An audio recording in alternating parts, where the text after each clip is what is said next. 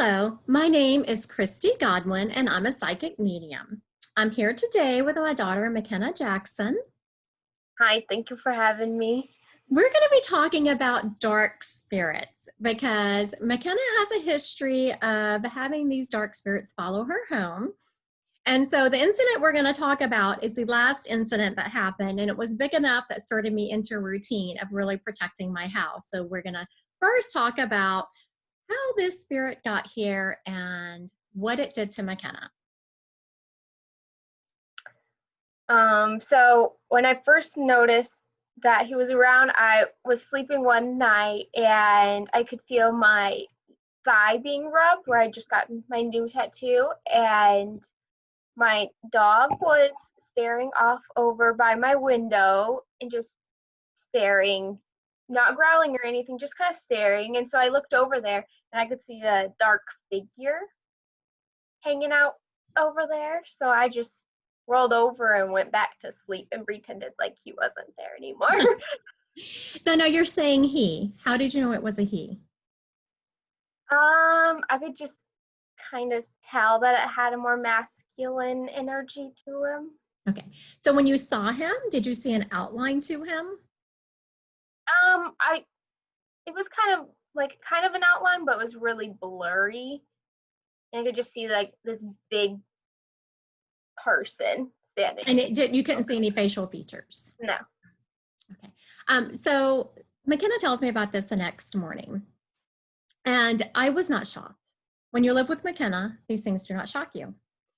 I did question her about the same kind of questions. How did you know it was a guy? Where was he? What did you do? And so that was pretty much it. I didn't think a whole lot more about it until a few nights later. I woke up with someone rubbing my calf. Now, I don't see spirits. I don't see them out the way McKenna does. I will see them in my mind's eye. So I could not see this guy. I could see the pressure on the sheet where he was rubbing my leg. So I was just annoyed that he had woken me up. So I pulled the comforter up so I could not feel him rubbing my leg. And I said, "Go away. You woke me up."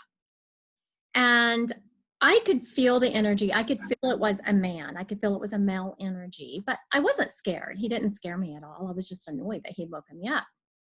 Now that was it.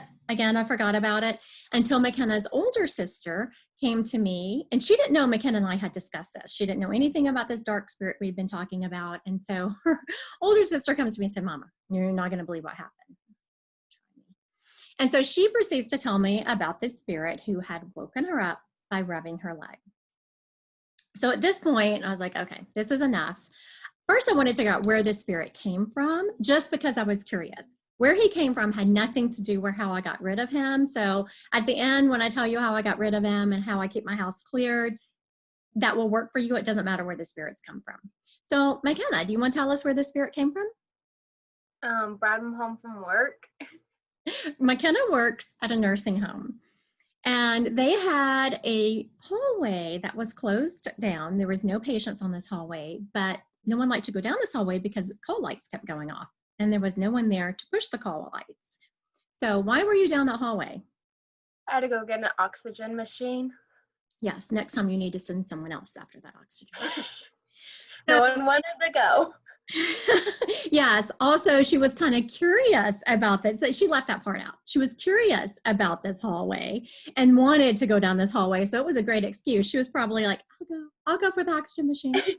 And so after that, I went through my house, how I got rid of him, as I saged my house like crazy. I had so much sage going off in this house. People were complaining and coughing. I had saged bathrooms, bedrooms, closets, the garages, everything. And then I just prayed the white light of God around my house. You don't have to pray the white light of God, whatever your belief system is, just pray positive white light throughout your house to push any negativity out.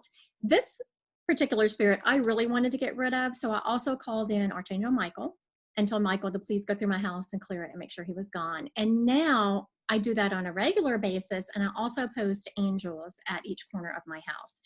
And so since then, we haven't had any more dark spirits, but we have plenty of stories before there. So if McKenna is willing and everyone's interested, maybe we'll have her come back and have her talk about some dark spirits. Would you be willing to do that, McKenna? Yeah. I miss them. Yeah, she says she misses them. Since I started getting rid of dark spirits and they're not in my house anymore, she has been complaining that she misses her dark spirits. She was just telling me that before we went on the Zoom call. So we'll do some more dark spirits if everyone's interested, and I hope everyone has a blessed day. Thank you, McKenna. Thanks.